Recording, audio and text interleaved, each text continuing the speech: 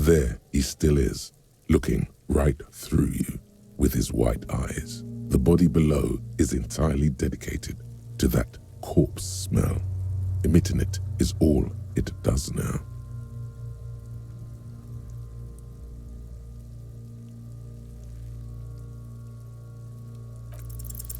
As you breathe in, the odor comes over you. It's a smell of the mind telling you to run, and your stomach to wring itself empty. With your hands at your sides and your eyes squinting, you stand in it. The spell has no effect. You stand eye to eye with it, the odor washing through you.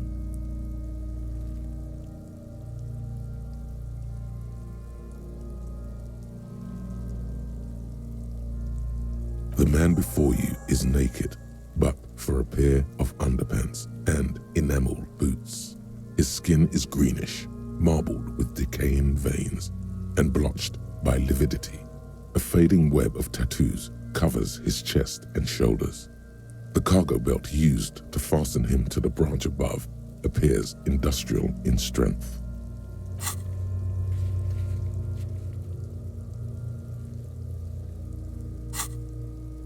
The material appears to be ceramic. Its clean white stands in stark contrast to the decaying flesh above the knee. The man wore thick polymer socks, probably for padding. A fine array of interlocking plates covers them. Delicate and fragile, they feel alien to the world around you, out of place somehow. These are clearly not boots. They're armor, possibly part of a larger set. Indeed. Technically speaking, these are sabatons, not boots.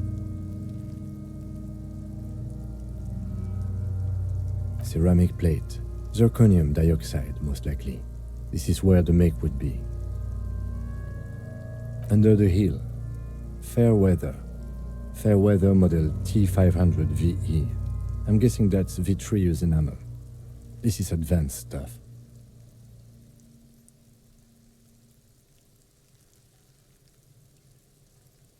Piece by piece, he's been out here for 7 days. It would be odd if they didn't. We should keep a lookout for these species. The armor could yield information. This is one thing he might actually know.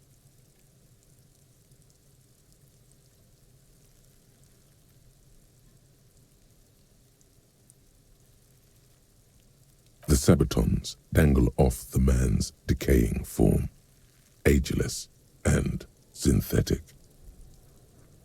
It is. It's expensive.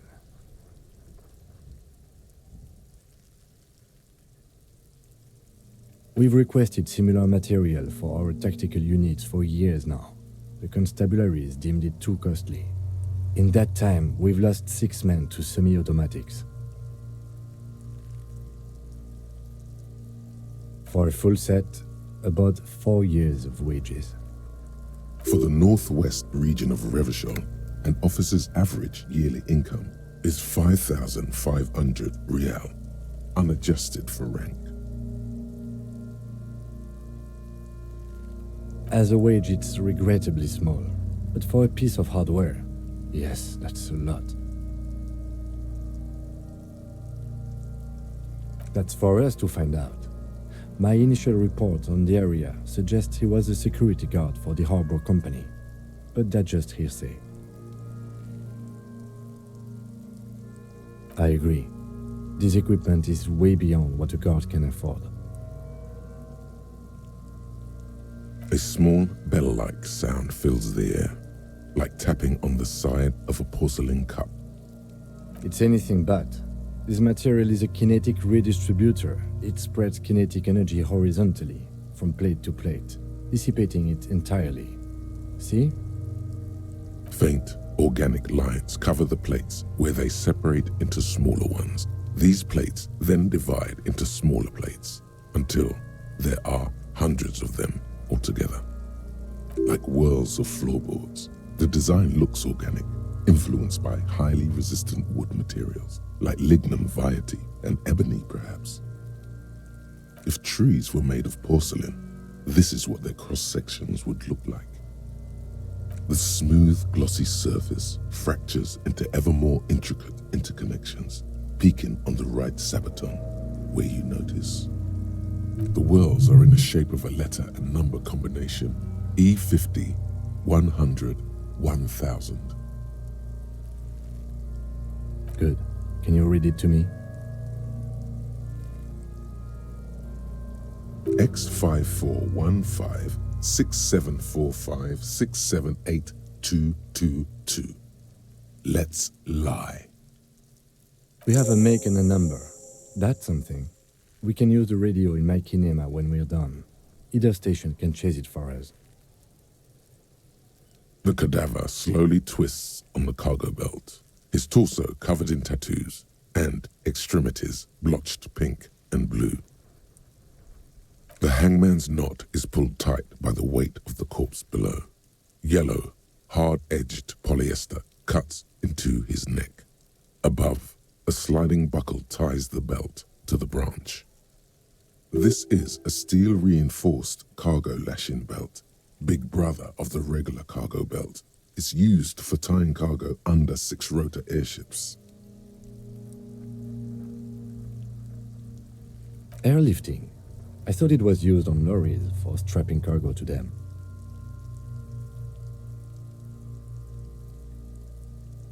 The local harbor uses 6 rotors to shuffle containers around.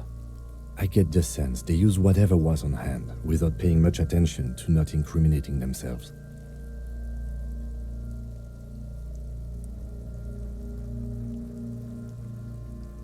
I'm still approaching this as a lynching, yes, motivated by the ongoing strike. You?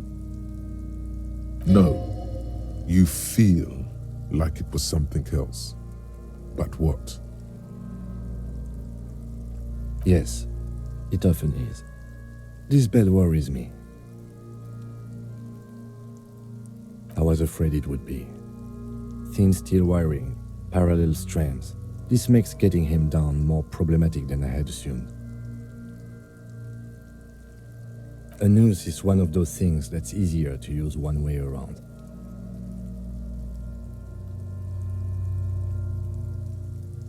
That ladder can't carry a grown man. I didn't see any splintering either, did you? I think they lassoed the branch, then pulled on the belt to close the buckle. Could be. The shape of the branch supports the theory. The cadaver hangs from the cargo belt, limbs limp and torso covered in tattoos.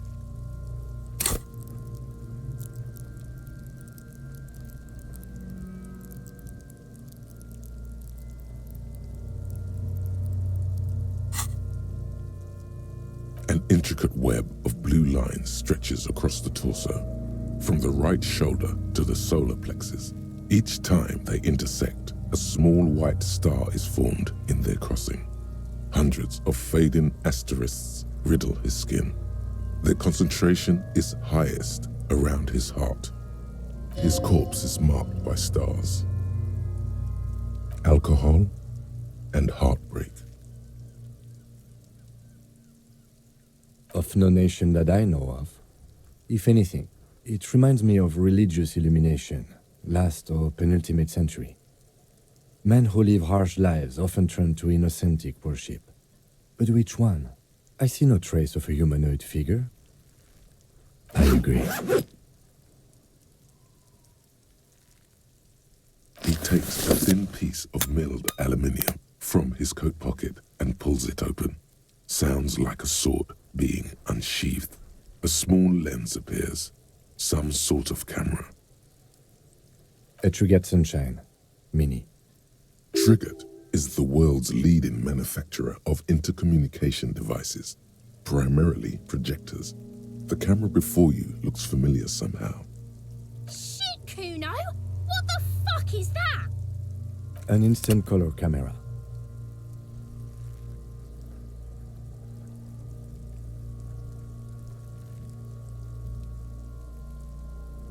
This is the first time he openly acknowledges the kid's existence. I have only 2 ampoules, so nobody move. I don't want to waste one.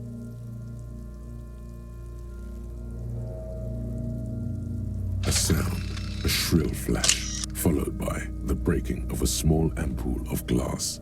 You see streams of color pour onto the thick, glossy piece of paper, rolling out. In case we need it.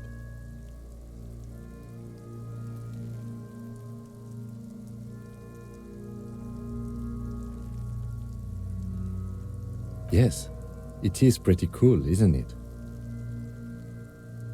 It contains insight to the victim's person. By his build, I'd say this was a man of physical violence. The story he wanted his body to tell was important to him. It is his letter, to us. Someone should decipher it. We'll need to show it around. Sure, just don't lose it.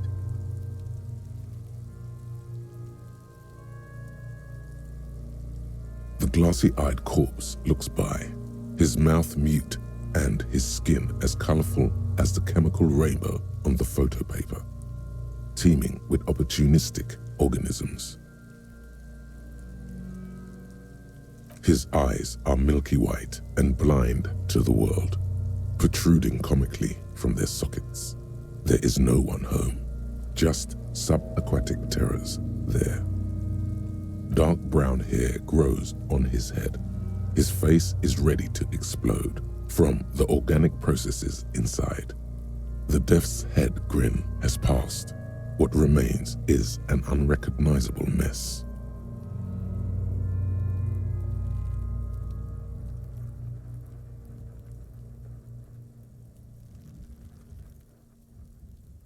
Underneath the curdled meat there is an expression, not carried on his features, but below, inside, an expression of pleasure. This man was experiencing joy at the moment of his death.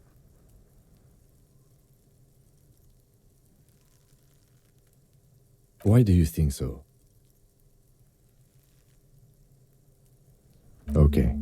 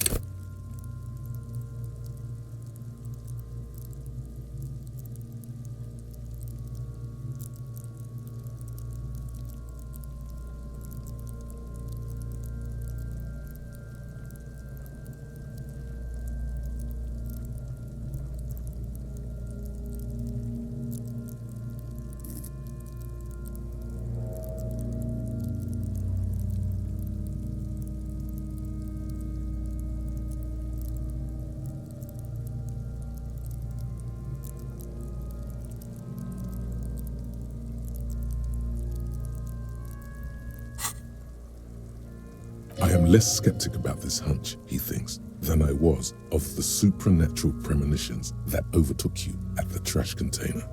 He then covers his nose again. I'm gone into the wild pale yonder. In the past, way out in the west.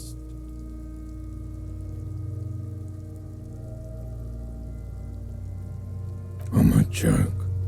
Look at me. There is nothing funny about jokes either. A killer, a motherfucker, and a killer. Go ahead, Cobbo. What do you mean? It's the power of your imagination. Yeah, man! Don't be crazy! Inanimate objects and dead people can't really talk to you. Your wild imagination is doing this. Ask some more of those questions you love so much. He loves those. Because you're a copperoonie. Look at all of them go. want more questions? Coming right up, Copper Rooney. This is getting upbeat now. Fuck no. You're no Rooney.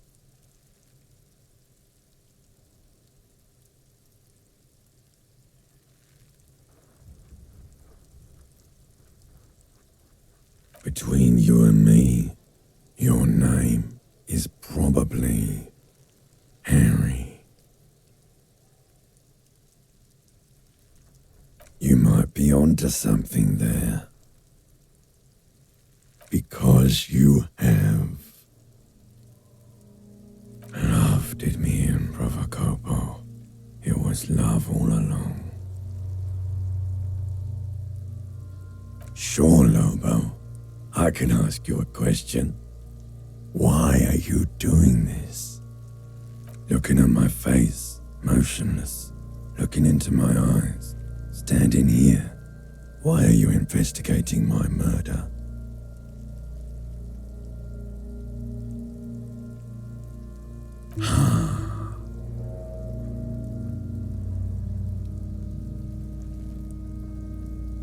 Do I remind you of someone? A child born with Muller's disease, harlequinism, grown up miraculously. No, not quite. Be fair now. Sure I do. You just don't want to admit it. Maybe I was getting my rocks off. It's a mishmash, Coppabolo. You think I'm Messinian, don't you? For you, this is how people from Messina speak like. No, my hair is too light a shade of brown. My eyebrows too. Trust your inner racist. You think I am. You think I was a racist because this lump looks military and has tattoos. That's called profiling. Do I look like an erotic auto-asphyxiation type to you?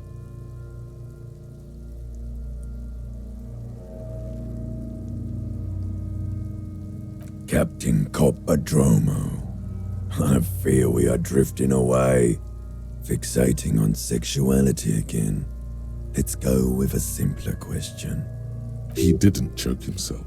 You know it. Come back later, Corpo. Amuse yourself with my frank manners and my memento mori features. If possible, also, see me in your dreams. As you narrow your eyes, the monster before you blurs into a violent mess of green and pink. This is a trick. You've done it before. Pink is where the blood settled in the first hours post-mortem. You can use it to see if the corpse has been tampered with. Does his position at the time of death match the discoloration? Only the lower extremities are pink with a dash of blue. His fatted hands, thighs, and his neck, just above the noose. The rest of the corpse appears dark green in the cold spring air. I see it. His neck too. The lividity goes right up his chin. We have good, well-pronounced discoloration here. The monster comes back into focus, an explosion of color, coursing with dark marbled veins. His stomach appears pregnant with something. Black liquid streams down his thigh and onto his boot. So, what do you think?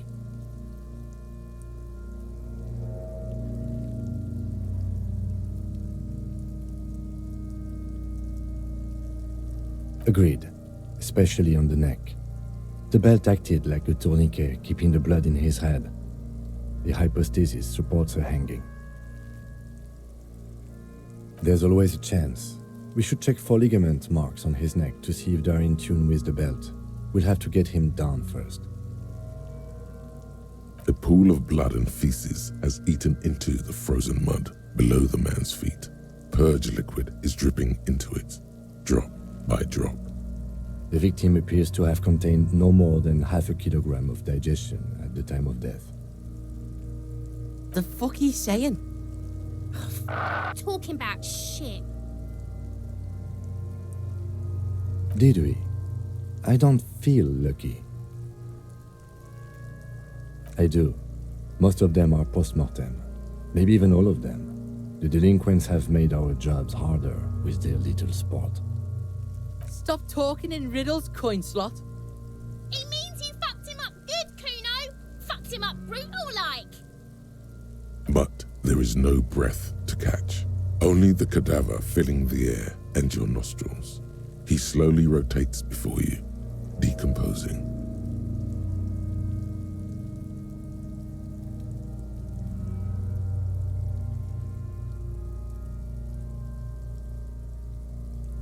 Of course.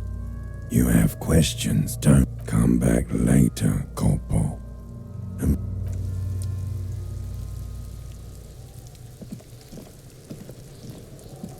Fuck does Kuno care?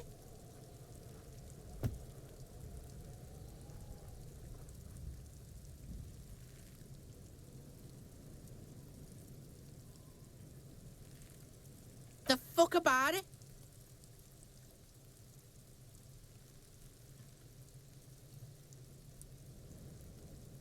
Fuck are you talking about? What is this contusion shit? He says you're stupid, Kuno. They want to make you stupid again. Oh, did Kuno make your shit sniffing harder? Obstruction of shit sniffing? This is Kuno's kingdom. Kuno fucking rules here. You hear the lieutenant hum. He's thinking the kid has amassed quite the vocabulary of law enforcement terms, but he's not going to stick his nose into this.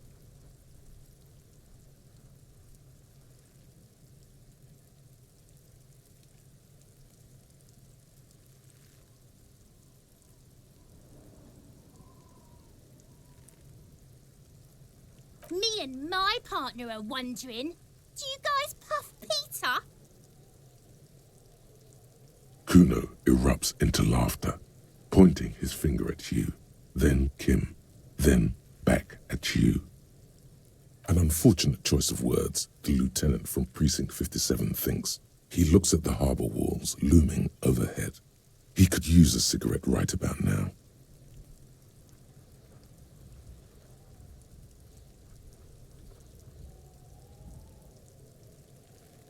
Kuno doesn't give a shit about the armor. Kuno's fuckgimp's got one big thing wrong with him. He's a fucking mutant. Look at him. Fucking growth hormone shit. He's a giant. The armor's too big for any man. Kuno doesn't give a shit about that freak armor. Kuno threw that shit away. Kuno tried to get the helmet on. It was too big.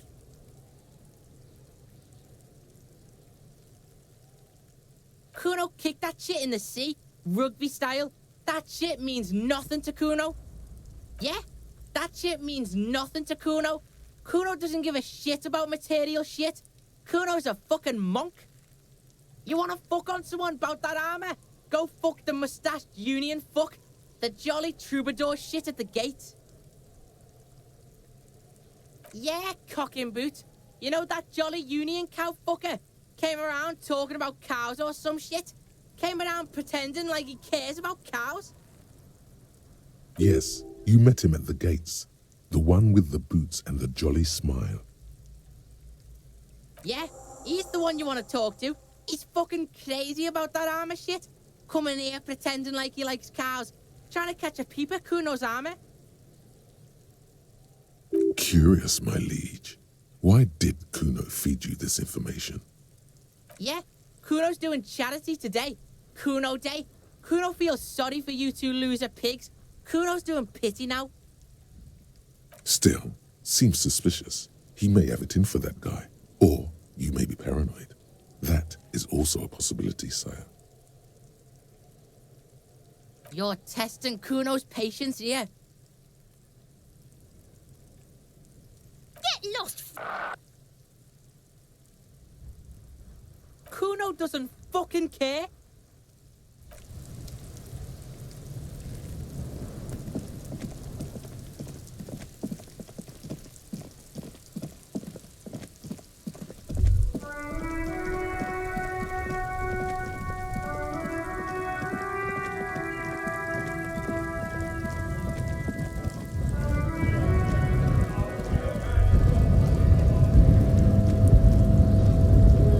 Hola, wandering man. How can I help you?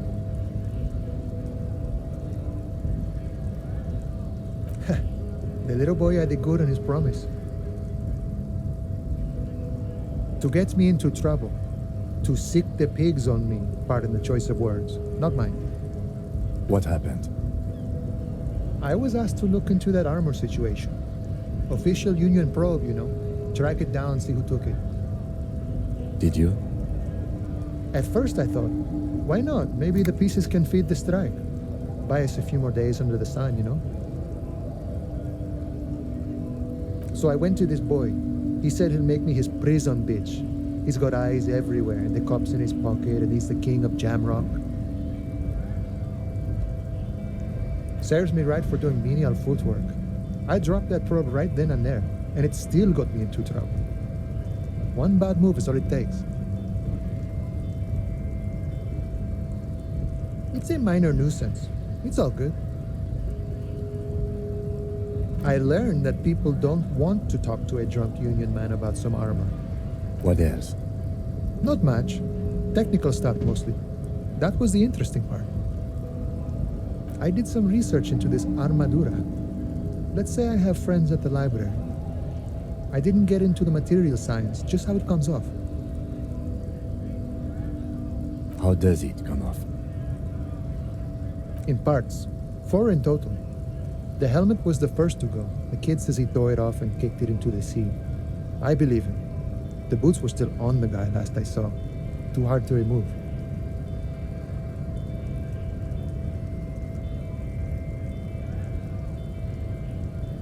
So, as I count, there are 2 parts missing. The gauntlets and the cuirass. This is where I left off.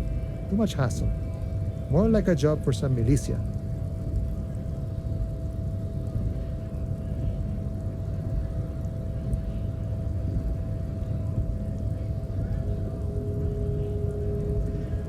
Oh, they're just gone. They don't exist anymore, if they ever did at all. Forget about them. I did.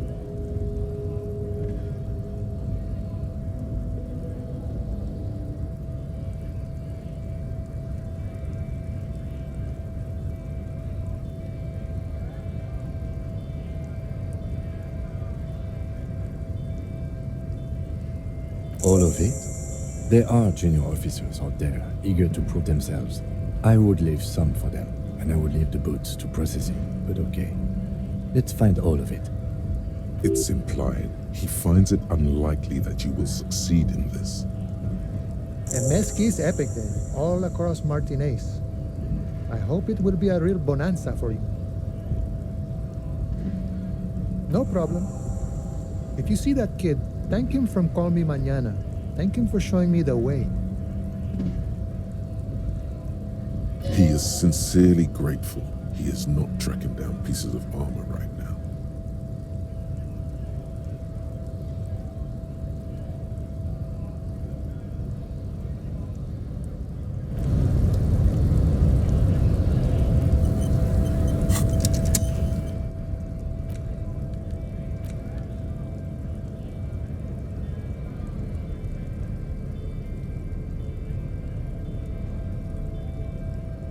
An intricate web of blue lines stretches across the torso of the hanged man, from the right shoulder to the solar plexus. Each time the lines intersect, a small white star is formed in their crossing. Hundreds of fading asterisks riddle his skin. Their concentration is highest around his heart. The pattern still kind of has an ethnic feel to it, but nothing familiar. Gone. For you to discover. You've gotten as far as you will without assistance. Someone close to the victim might know. Someone who knows about history could tell you.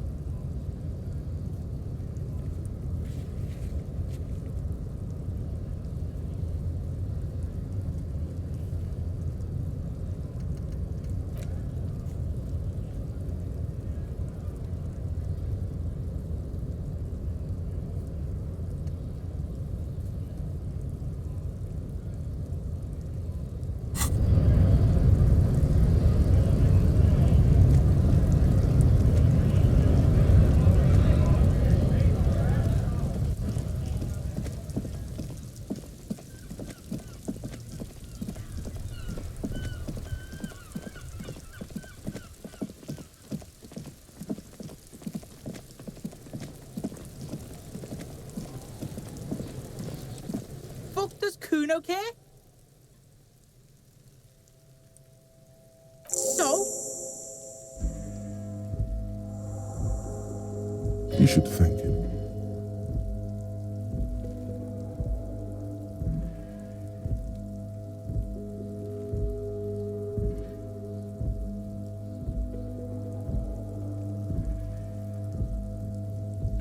What? Don't be playing Kuno off as a snitch bitch. The oldest trick in the book, people. Are you snitching, Kuno? This is some ancient bullshit, people. Kuno would rather take 10 than snitch. Pig's full of shit. Get the fuck out of here. You found a real nice button to push. Turned the tables on him. You're a little bit closer now to understanding this kid.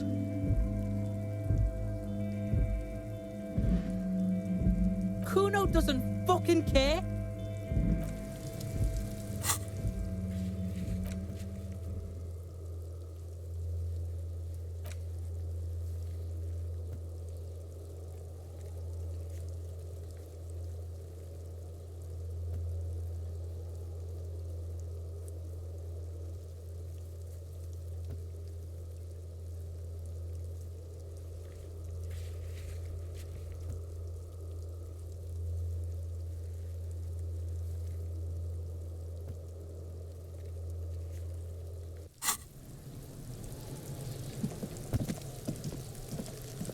The man before you is naked, but for a pair of underpants and white boots. His skin is marbled with decaying veins and blotched by lividity.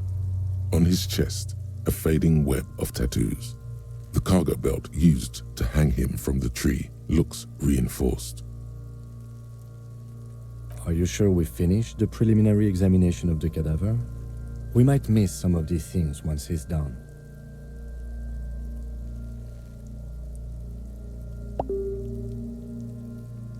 The cadaver slowly twists on the cargo belt, his torso covered in tattoos, and The steel-reinforced belt presents a unique challenge.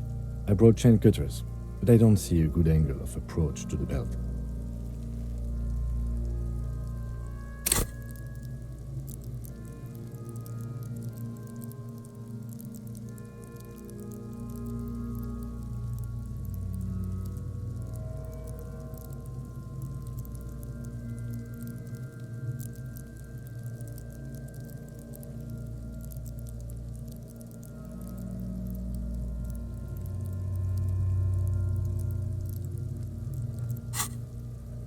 he doesn't actually think the challenge is unique. He thinks it's frustrating, annoying, and harder than he thought. The cadaver is a good 1.2 meters up. Neither one of us can reach the belt without assistance. And even if we do, there's the question of cutting the airship strength material.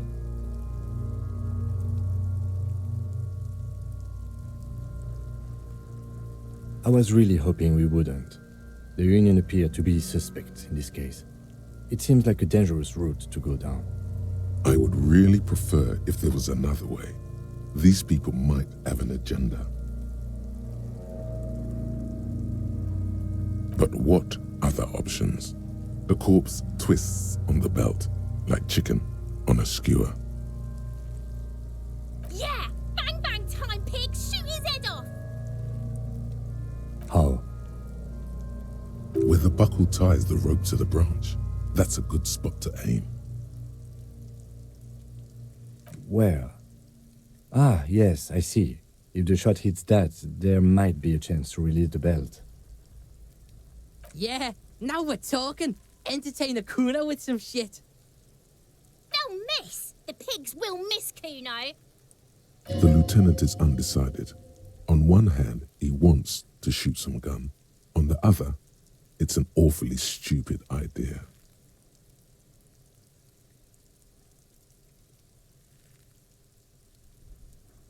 Silence. With his elbow sharp, the lieutenant unzips his jacket and produces a lightweight firearm. He drops a paper cartridge in the barrel, separates the scouring stick, and gives the cartridge 5 tucks. That's a Kiel A9090 Armistice, mass-produced muzzle loader, ascetic, frugal, one of the most common firearms in the world.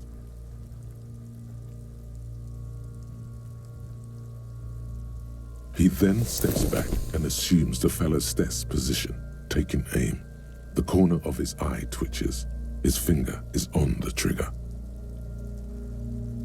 He's gonna fucking miss! The kid's voice is drowned in a shrill blast that echoes off the walls of the surrounding tenements. A cloud of smoke slowly parts in the air as the lieutenant steps back and says to himself, God damn it. He feels bad about it. About his eyes mostly. Just having bad eyesight. Probably from a young age. Whatever you do, do not console him. Fucking idiot! Mukabat asshole! Kuno could have hit it easy, but then Kuno's not fucking handicapped, is he? I have to say, it's beginning to look unlikely we can get him down without assistance. It's bad as it is, us shooting firearms like punks. Go ahead, I'm not stopping you. Just don't lose it. They only have one gun! This is the sorriest pair of pigs Kuno's ever seen. Yeah, take it, you fucking banana poika! Take it and shoot yourself in the mouth! The cold piece of bakelite and gunmetal is surprisingly light. Your fingers fit right through the guard, instinctively resting on the trigger. The fuck are you waiting for, Kuno? Tell him to shoot himself in the mouth! The buckle comes into focus in your sights. You stand with your feet planted firmly in the ground and your left hand supporting your gun arm. Why don't you just shoot yourself in your mouth? At least you won't miss. This isn't mere boundary pushing. There is a true suicidal rage in the kid as she's provoking you.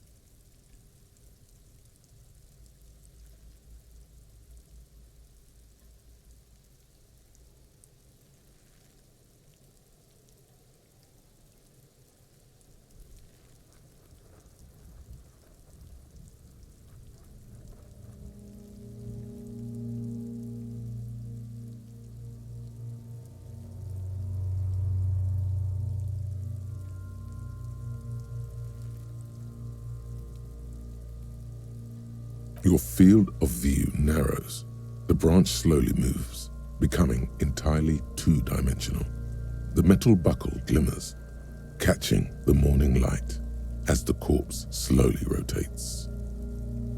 The slow movement of the branch in the wind and your shoulders directing the gun sync up, dancing hypnotically.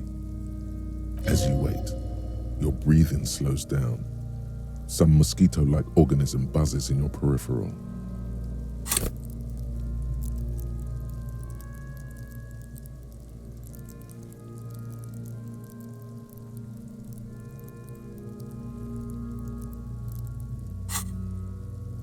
Look, he's crying.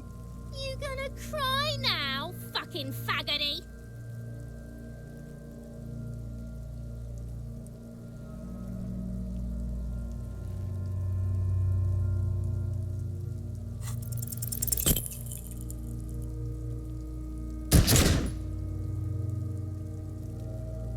A plume of smoke erupts from the barrel. Your hand goes numb from the explosion. With your ears still ringing, you lower the weapon to see what happened. You missed the belt, but hit the corpse straight in the chest. Bits of ribcage protrude from the skin. No blood, only a murky sludge dripping down his belly. The sudden stink makes your eyes water. Oh my god, he's gonna fucking cry. I knew it. What a mulko. Are you? Because it sort of feels like you are. Please don't cry.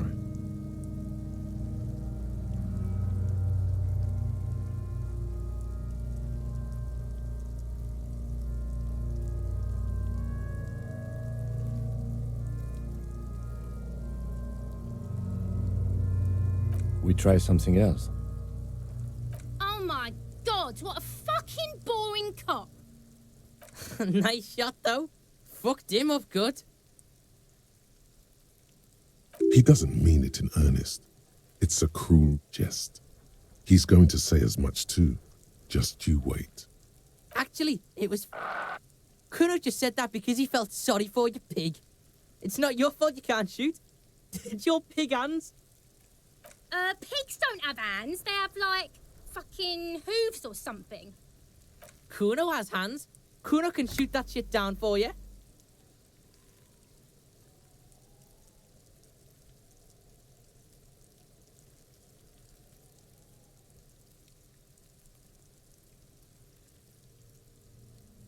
The lieutenant does not dignify that with an answer.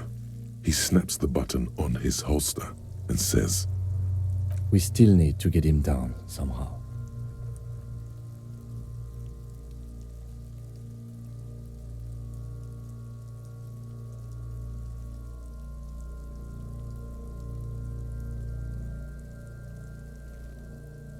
The bad way. The way I didn't want us to. By asking the harbor for help. They have the tools and the men. If they put him up there, they can take him down too. To ask the suspect for help with the victim's body? To be indebted to Everard Clare? Very much, yes. Which is why I would have preferred us to handle this ourselves. Clearly we can't. Suck my dick, bitches.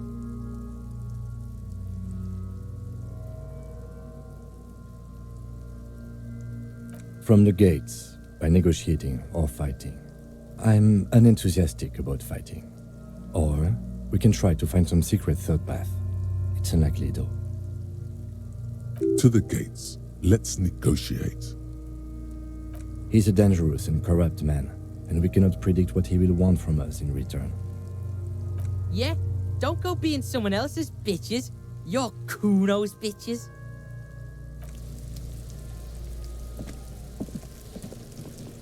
Fuck does Kuno care?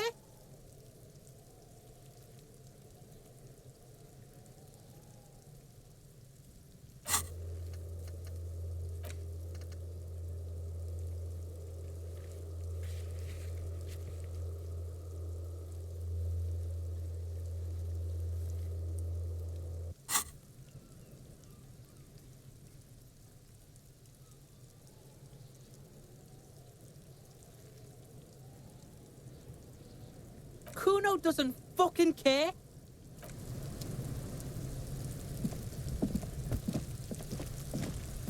I'll die before I squeal, pig.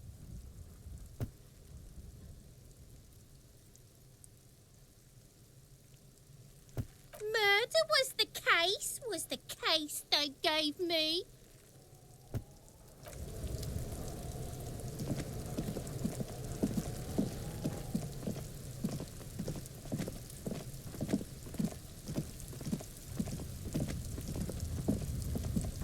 An inconspicuous pile of the roofing material, eternite.